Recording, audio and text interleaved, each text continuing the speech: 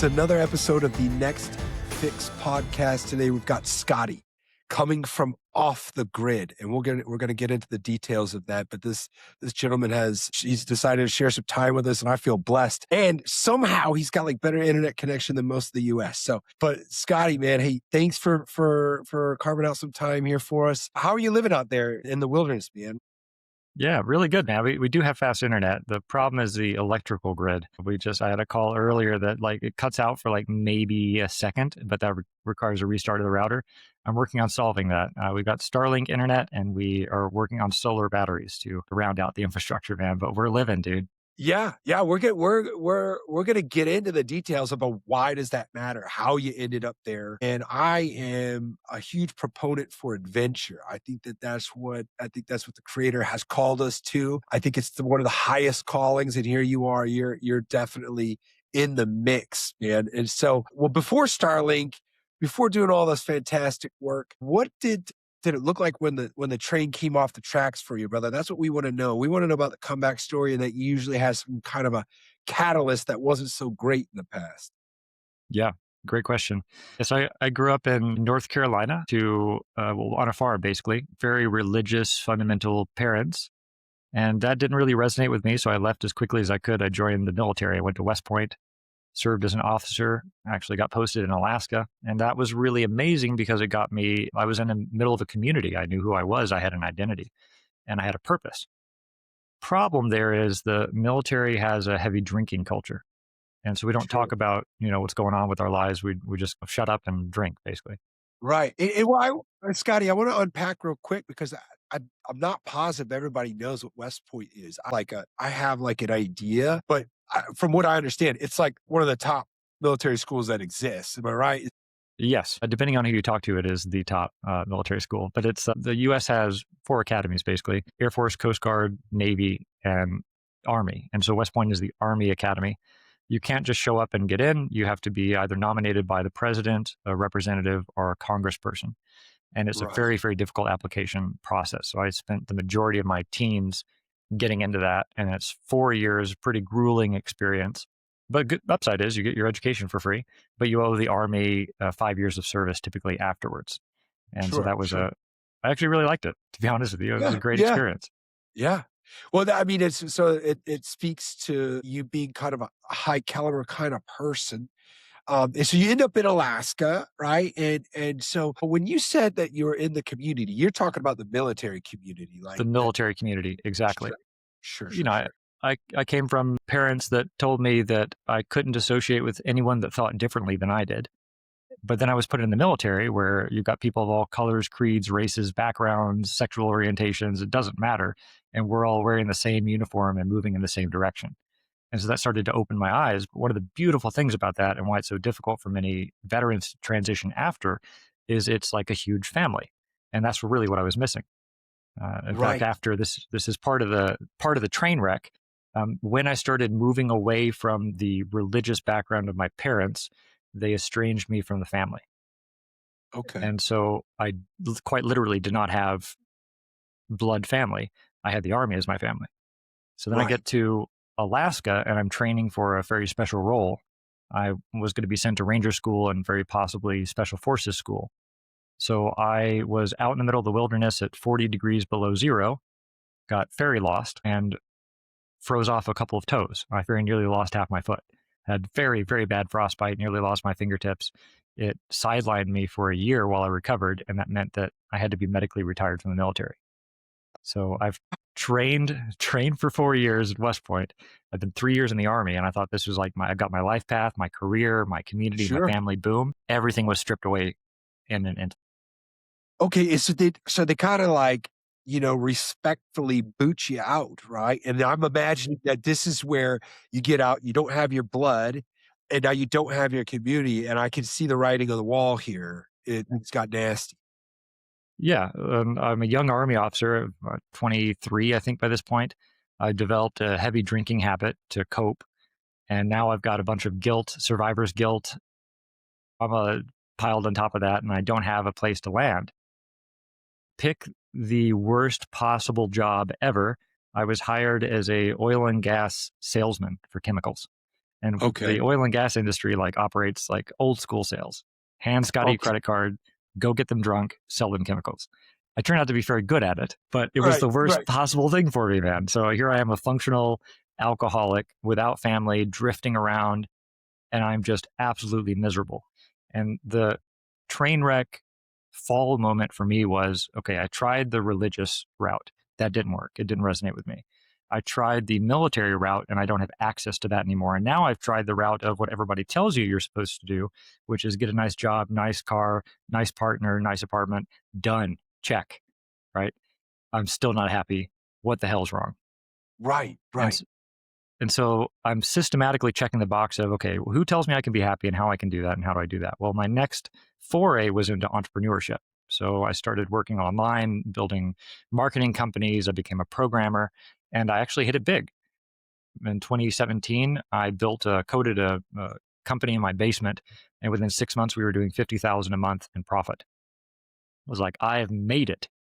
But I Now learned, were yeah, go you for it. now were you still like, you got out of the drinking and the old school sales, which I understand. It's like having Yeah, martini lunches and stuff like that, right? Like, exactly. so now what did the drinking look like when you were in this basement developing this success? Yeah, I would drink in the evening. So I'd code until about like, I don't know, midnight. I'd drink until about 3. I'd wake up at noon and I'd return to coding. And it was Right. actually because I really loved that business. And for the first time in my life, I felt that I had something that was actually going to go somewhere. And so that actually helped the drinking for a little bit because I had sort of a substitute for purpose, You right? had a pursuit. Right. Okay. Yes, Okay. I had a Right. pursuit. Yeah. That helped. The problem was that one of the reasons that I was drinking was because I was trying to cover up and cope from all the trauma and lack of actual stability in my own life. And Right. any of the entrepreneurs among your audience will probably resonate with the fact that in order to carry that amount of power, business, money, finances, you have to have personal stability in your life. And I didn't have that. Right. So So we you're still got to the, yeah, kind of marching along without any real connection as exactly. far as relationships because the family's still out of the picture. Yep.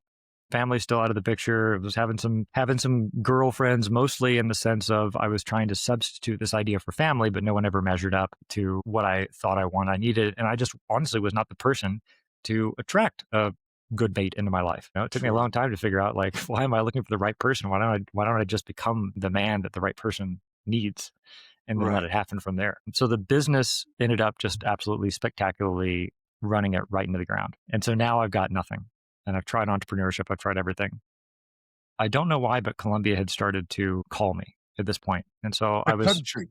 The yeah, the country. country. Yeah, I heard about Colombia. I just feel a certain thing. I should also throw in here that I had become part of a way of recovering from my frostbite injuries. Like I don't have most of my big toe and I don't have part of the one right next to it. Kind of useful for stability.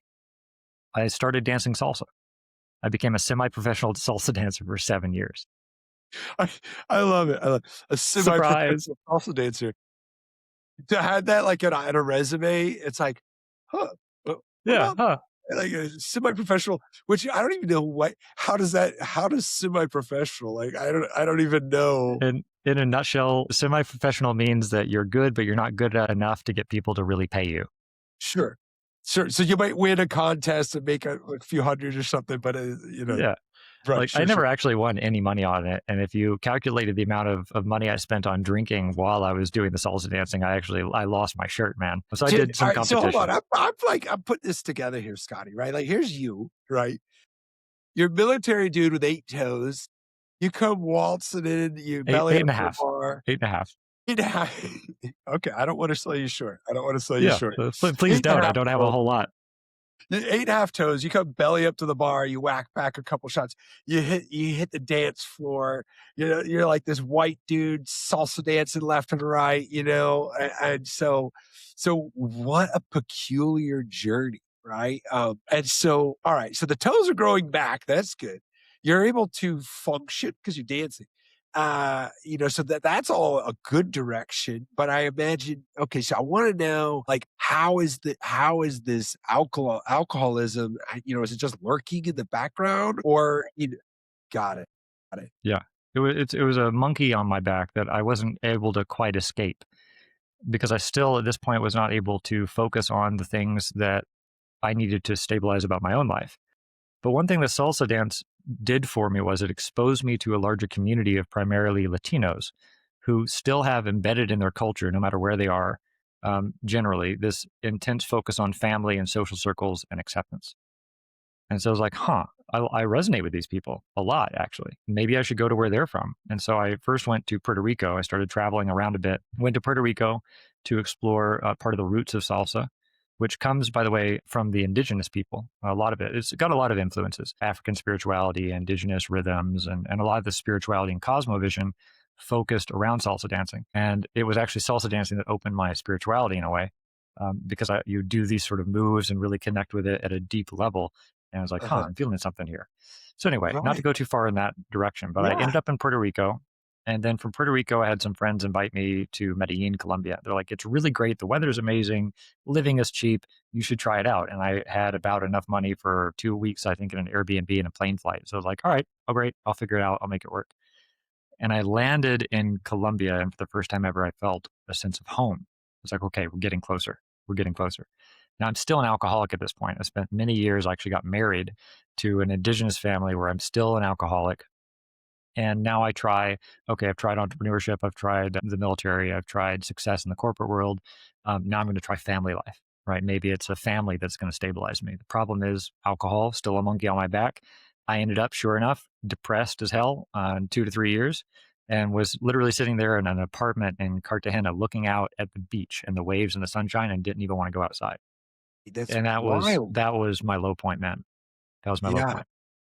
Now, in that, and you had touched on it before about having at one point when it had subsided, the alcoholism had subsided because you had a pursuit, right? So at this point, you're looking out into paradise, and you couldn't feel any lower.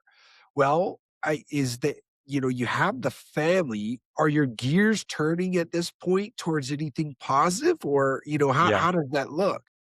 Well, I'm searching for the answers here because I knew that my life was wildly out of balance and that I couldn't think of anything else that I could turn to that would make me feel better. And I was actually listening to Jordan Peterson, and it was one of his really old talks where he was talking about he's a clinical psychologist, and if he has someone that's depressed, he asks them what time they eat in the morning and what time they go to bed and what time they wake up because the circadian rhythm and diet has a great impact.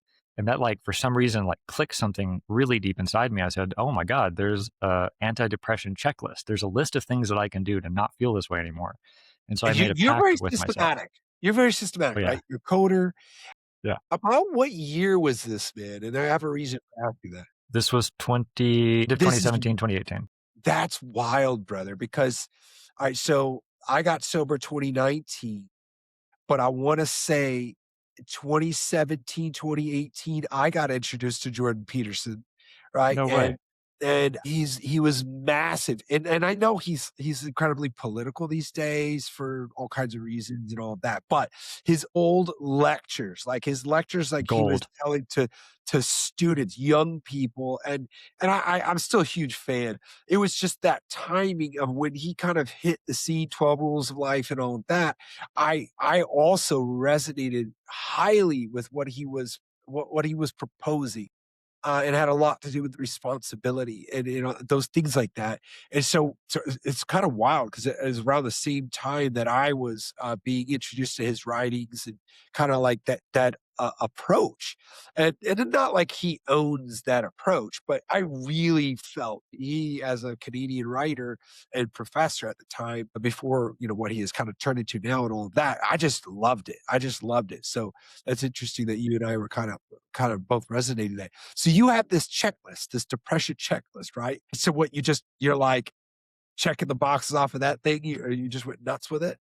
Yeah, well, it's like it was really simple, and I made the commitment to myself. I'll do the healthy habits that I know I need to do for a month, and after that month, if I'm still depressed, I will go in and I'll ask for medication because it's like maybe I Okay. am actually just like totally off my bonkers. And it was really simple, work out every day, meditate 5 minutes, take a walk in the sunlight, daily physical contact with somebody that I loved, and progress towards a mission. And the last one was no more alcohol.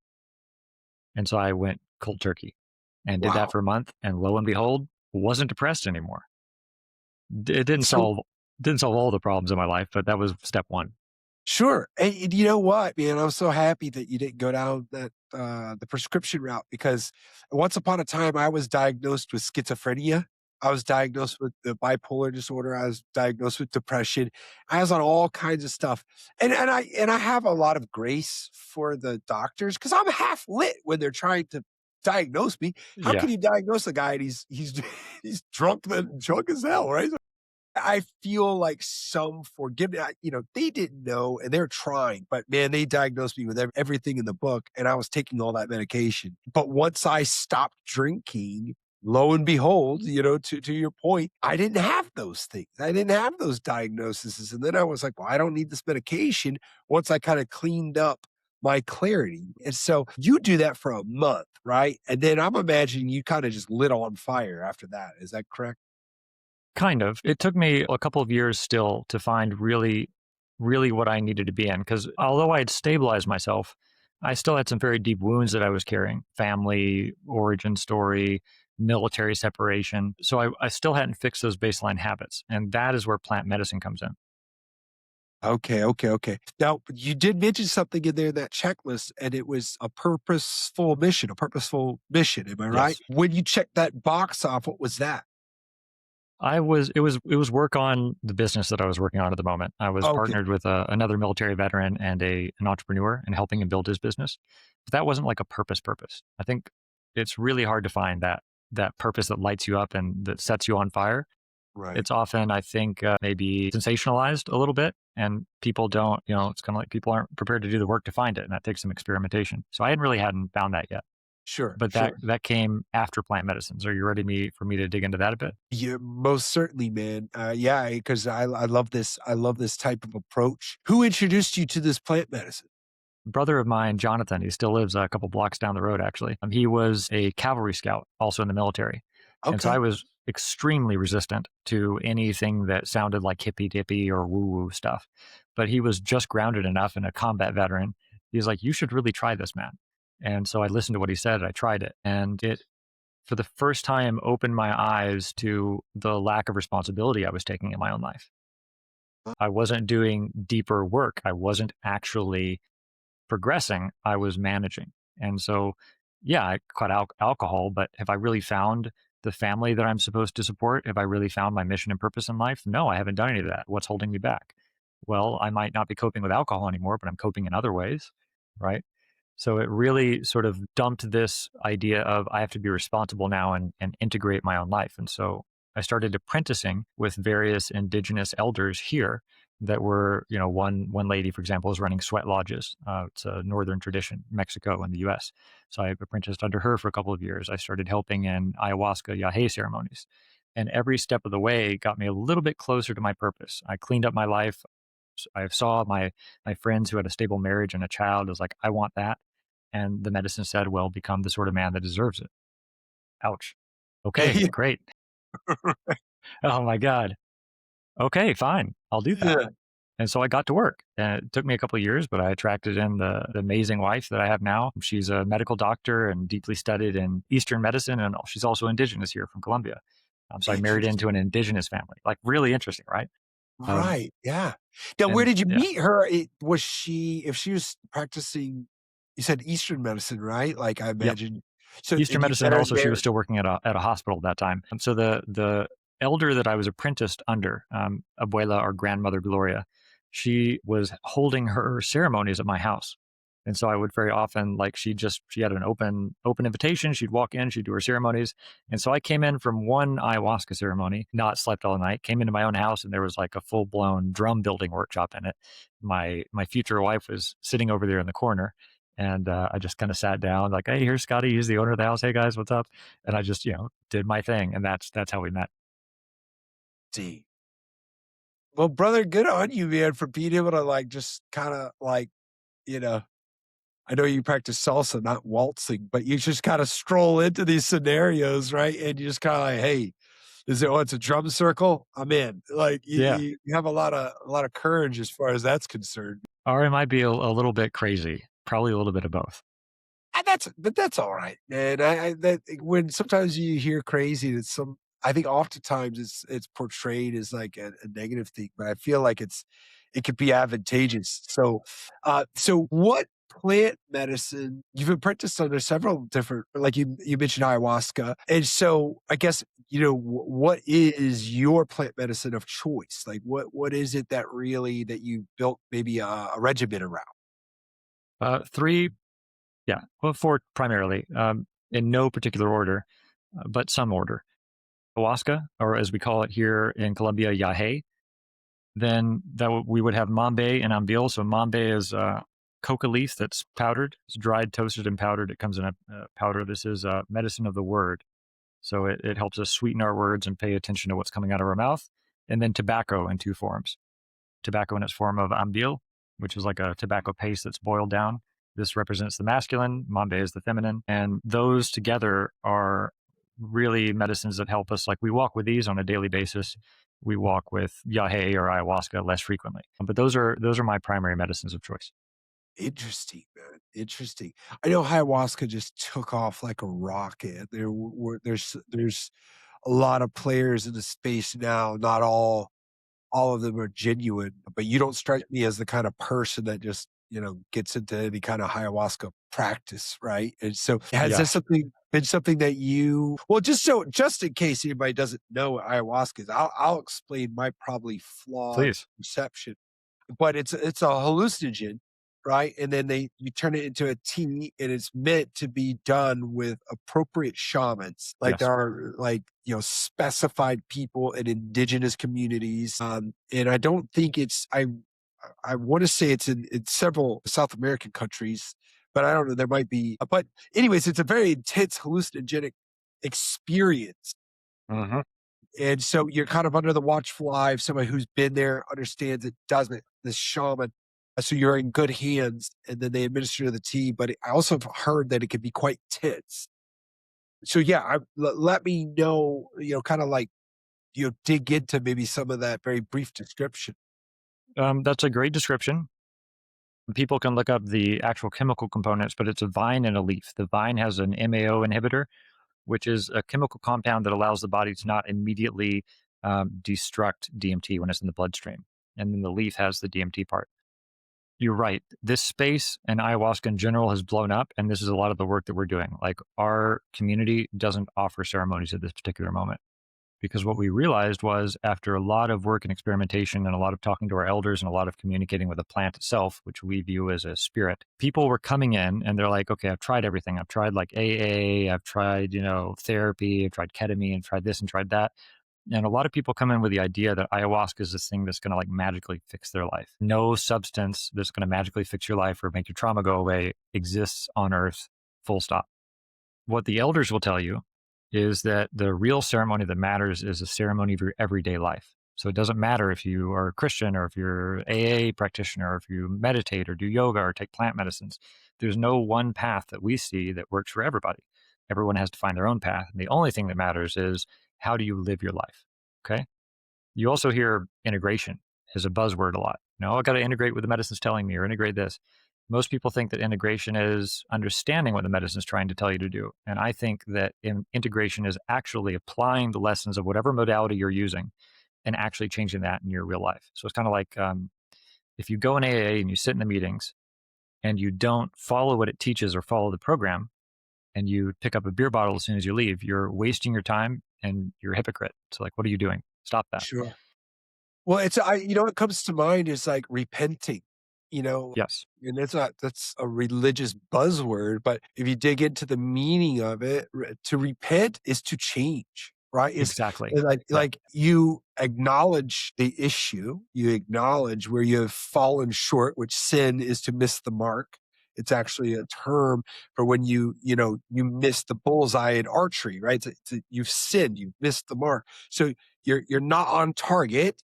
You acknowledge that, but then you change what you're doing. That's the exactly. repentance. So, and I think, it's kind of lackadaisical to say, oh, I repented for that. Well, how much have you changed since you've acknowledged it? You've said sorry, but now let you go home and do the same damn thing. Because if you are, you haven't really repented for whatever the hell you're talking about.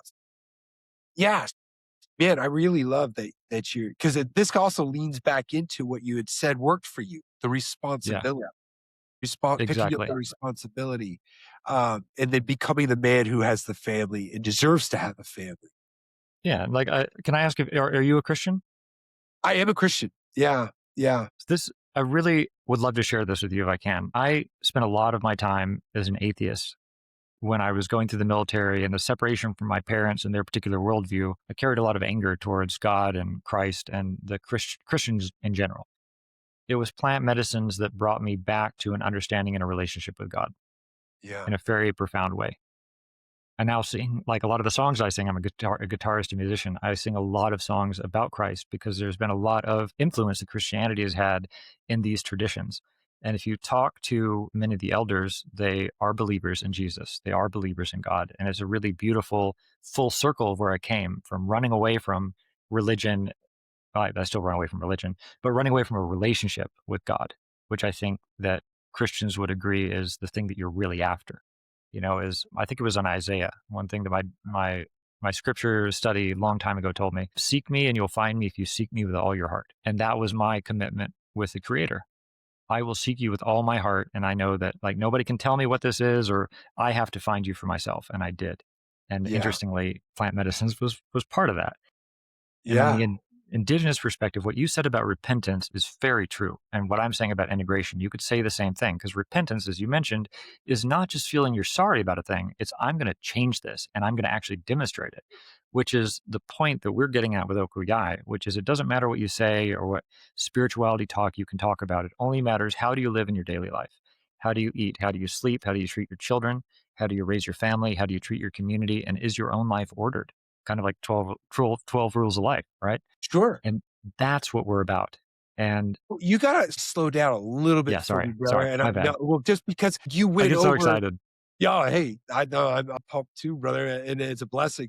And, I always gotta be mindful and that's why I come in delightfully ignorant, right? Like, I wanna ask questions because, 1, you mentioned the name of what your program is. When I say program, you're probably gonna have to specify better than that, but, like, your organization is Ocóyái gosh, I'm just gonna butcher Ocóyái, Oko I yai, oh, Ocóyái, Ocóyái.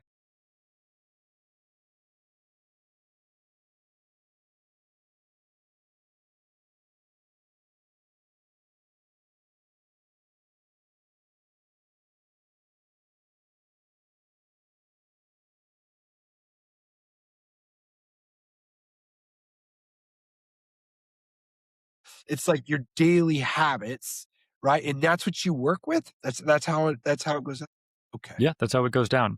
It's two parts. It's the best of the Western facilitators. So people come in, they're either trying to work on their life or they're trying to grow in a particular area. So we have, for example, for people that maybe alcoholics or recovering alcoholics that don't resonate with AA, we have a guy called Randall Lyons who runs a program called the Sober Shaman. You should really talk to him, by the way. Okay, yeah. Fantastic dude. And so we have a addiction recovery group. We have a psychoeducational expert. We've got men's and women's circles that are going on. We do really deep exploration work within community of how can we improve our lives and apply these lessons. And then we have on the other side the indigenous elders. So just like we have Cheyenne and Blackfoot and Cherokee and Sioux, Lakota, Dakota, Nakota, etc. In the US, we have a variety of different indigenous tribes and elders here, all of whom mostly are saying the same thing: fix your own life. Yeah. So we connect both those people in an online format, or both those groups in an online format for people to help heal in any direction they want to go. Wow. That's outstanding, man. That is Thank you, brother. outstanding, and it's a blend of these indigenous now when you said, like, an online format, right? So you've got these Western thought leaders, the Silver Shaman, and, like so is everybody interacting, like, in a Zoom room? Or Yeah, how it's Google Meets. It's online. You know, and everybody's just hopping on? Like, yeah, if forgive me, man, and when I think about indigenous elders, I don't see them like I don't see them like with a podcast studio, like getting on. Like, how have you I imagine you are the social lubricant for all of these people kind yeah. of meeting together. So far, yes. Although I'm looking forward to the day when I'm not the center point. But right now, yes, that's part of the reason why it's so exciting. because Yeah. this has never happened before. But if you actually, like, I've lived here with elders. And so I was talking with one of our elders. They're come from the Wiwa people, which is like the Colombian Andes move and meet in one of their three offshoots. They meet the sea in Santa Marta, Colombia, which is like you've got mountain on one side and then beach on the other, huge change in elevation, absolutely gorgeous area. And the Wiwa people are part of three tribes, no, four tribes: the Arhuaco, the Kogi, and one other that I'm forgetting. But basically, when the Spanish invaded, they're like a whole bucket of nope, and they went up the mountain and lived on the glaciers for a while. So if people hear about like the lost city of Colombia, that's part of that group. Now, recently, they came back down off the mountain because they said humanity is fractured and we're destroying things. And so, like, we got to help those people. And so, their intent mission is we got to start dialogue with other nations. We got to help people understand how to live better. And we have to restore balance, a respect for nature, and a harmony with our creator above. And so, that's what they're coming to do. Right And now, then they're, that's how you ran into them? Like, they yeah, have, like, they've, like, set course to change the world for the better. yes. They come out and they find you with all of your glorious 8.5 toes. Yeah. That's like by the way, most of the elders that I've ever met also have this message. Like all the indigenous are getting the same message at the same time in this part of the world, more or less. And so, well, one day I'm sitting around in my backyard and I've got a little ceremonial space, and a friend of mine that plays guitar brings over a indigenous Wiwa elder called Ade, Father Javier. You could think of him like a priest. And he comes in with his 4-year-old son in tow. He's like, "Hey, Scotty, nice to meet you. Yeah, I've heard about you. How are you doing? Great." Sits down by the fire, and he kind of like he sits around. He thinks a bit. They're nature people I mentioned, and he was like, "I would like to live here." And I was like, "Okay." Like I said, I'm a little crazy, and Whoa. before Yeah. I knew it, he had four of his kids there. He's a wonderful man. He had four of his kids there, and we lived together for about a year and a half, 2 years, where I got a really close introduction to their worldview. Yeah, so that's how I met them. Like you have to meet them with personal interaction. Like they don't like most of them don't speak Spanish very well. They speak their native language, Diamuna, which we're also working on free language courses for that, by the way. But they don't often speak Spanish, and most of them don't travel outside of their territory. So I just happened to be very lucky, or spirit brought them, or God brought them, whatever you want to say. Yeah. And so I have a firsthand experience of this and many other tribes, the Morui, Witoto people from the Amazon, the Siona, the Kofan, the Inga, like absolute gold mines of indigenous knowledge and teaching. And the teaching that comes across is very simple stuff. Like you can imagine them like parables, right? So one of the teachings that our elder Josephat was talking about literally this week was, I'm going to talk to you guys about the concept of walking barefoot. It's like, what do you mean? It's like, well, we walk barefoot. And this is a concept, a way that our people understand. If we're in the jungle and we're running around, no shoes, we could get bit by a snake or step on a thorn or step in poop, right? And it was like, oh my God, that can't happen. So we're very careful about our words and our actions and very conscious of our effect on others. And so walking without shoes means the idea of moving through the world in a very patient and observant way, to where we don't step on an ant and crush life if it's not necessary, where we move very carefully around people. It's like super, super simple in the ways that Jesus provided the parables, but a real like sense of, oh man. And so now when I go through my days, I'm like, am I walking barefoot? Am I being careful? Am I being conscious? Am I being present? And that's the sort of message that they're trying to get out to the world. In a nutshell, live well, treat people well, observe and love nature, and take what you need and not more. That's it. Really, if you can really get down to it, that's it. It's really profound and really beautiful. And it's the first time that these wonderful individuals and humans and leaders of the family have been able to interact with people around the world. Do they share, since you are kind of the conduit, like here you are in between, does it typically go well? Like, do you make sure that you vet these interactions well, or has there ever been any pushback? Like, have the elders like, hey, you know, I'm not talking to this person, or like, has there ever been any friction? Well, there's certainly friction, and it's a very heavy responsibility to be in this role. It's something that I don't take very lightly. I have to make sure that the people that are interacting with the elders are going to respect that. And so it's a huge process of training, because like Western people want to sit down and like tell me the educational course. That is not how most elders work. And so there's a lot of respect that we have to train into these people. From the elders' perspective, I'm blessed with a lot of trust from their end. And so they see the work that I'm doing and have come on board because of that, because they believe that I'm going to help them get to where they want to go, which is spreading their message to other nations. So far, so good, So but it's something that I take really, really, really carefully, because if my energy, if my intention goes in the wrong way, they would all leave. sure, sure. That's what I was kind of like wondering, because Western guys, much like myself, like I can stick my foot in my mouth so darn fast, like That's okay. They also have they have a tremendous amount of patience and love for people of other cultures, and they realize that this is translation. Like, I'm also mostly there on all the calls, right? So I'm sort of a live translator. We've got Google Meets has this automatic AI translation, so they speak in Spanish and subtitles appear in English below. It's not perfect. It's like 85% there. And also the elders speak in like a roundabout way a lot of times. So I sort of pause every couple of minutes and translate. And then after that, we spend a lot of time subtitling and translating the videos so that when we publish them, other people can learn from them and be on the same page.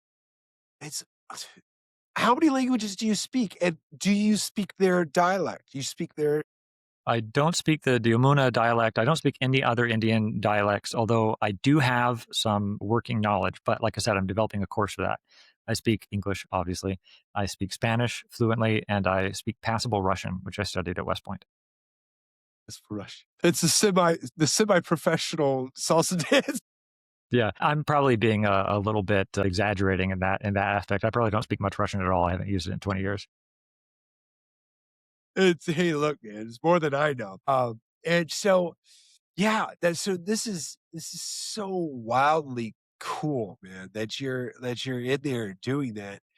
And in the meantime, you've developed yourself, gotten over your own, like you had said, alcohol was a monkey on your back, and it kind of like, and I could tell that you're on fire with this. Thanks, man. It's so amazing. Give me like a little bit more of like what the structure looks like, and like how do you interact with people? How do they get involved? I'm imagining there's several layers here, right? Like what's the most common way that you kind of bridge that gap or have people be a part of your community? Yeah, well, most of the stuff that we do, we just give away for free. We have a series of courses. We have an online community. Anyone that goes to our website, Ocóyái, OCIYAI.com, hope if you can put that in the notes, Yeah, that would be yeah, yeah, awesome. yeah, for It's sure. free, right? So come on in. We've got an email list. We do our best to share positive things and lessons. And if it resonates with you, then there's an opportunity to consider what we call the ancestral coaching container, which is that's where you get access to the elders live. You can hop on the meetings. We've currently got like 9 meetings throughout the week. We record 9 in a those. week. Yeah, 9 in a week. It's this idea of what we're building is, imagine a online grounded indigenous led university. That's what we're doing. Okay. And so it's Okay. like, come on in, because you're going to identify with different teachers at different times for different reasons. So if you're coming in, you're like, look, I need help with my alcoholism. All right, great. Let's go over here with the sober shaman. And maybe you hop on one of our indigenous elders. Some people show up to every meeting. They're like there all the time. Amazing. It's where people are at. We're meeting them where they're at. And as we expand, as we bring somebody in, for example, and they're like, I'm struggling with father wounds. Well, we bring on a father wounds expert or a men's work expert so that we can really delve deep into these things. And I would love to have Christian perspectives in here as well in the future. But we're not Yeah. against any particular religion, creed, or methodology. We are only concerned with, does what you're doing work for you? Amazing, keep on going. And wherever you come in from, whatever direction you want to go, I want to be able to support you with the right expert. That's it. Right. It is so what would you say is the ideal outcome? Like, say, would it be like a well-balanced daily life? Is that like Yes. the ideal? Yeah. Yeah. Just live well, and live well is not just about what you do, it's how you feel. Am I full of energy? Am I full of life? Am I connected with a purpose? Do I understand where I am in the world and my place in it? Am I leading myself and my family and community well, or whatever that looks like for you? And we can't dictate that, right? We also can't dictate how people get there. But imagine a world like heaven, right? Or the Garden of Eden, where everybody just has what they need and are happy and like nobody's mean to each other. We don't want to get all too hippie about it, but we're very grounded. Like we have to start with ourselves. Like Jordan Peterson says, clean your own room before you try to order somebody else's. And so this is one step towards a way to clean your own room and to surround yourself with a bunch of people that are doing the same thing. It's the creation of a community. In one word, the world's first indigenous community online. Come and learn from our elders. Come and learn from our coaches. Come and learn from each other. It's a circle. Share, take, receive, and give Dude, and grow. awesome, man. I mean, it's Thanks, so man. killer, dude. What an outrageous life. Yeah. It's so great, dude. It's so great. Yeah, yeah, that's so good on you for that, man. Like, what would you say to somebody that may be in one of those, like, tough moments or tough, seasons in life? That's a great question, man. I think I would say to them to imagine a life that is full of purpose and healthy and where they wake up feeling good in the morning. Because I think that sometimes, myself included, when we got to that point, we lose the perspective of what it is like and we don't even think it's possible for us, you know? So we're just kind of like stuck in this place, like, well, I'm feeling crummy and nothing ever is going to change that. And so if I could give one message or impart one thing, it would be like there is hope available and you can live well, no matter your background, no matter your current actions. As Jesus said, everyone can be redeemed. And that's the truth. Everyone can be redeemed. So anchor in on whatever version of where you want to be, even if it's a small change, and keep going.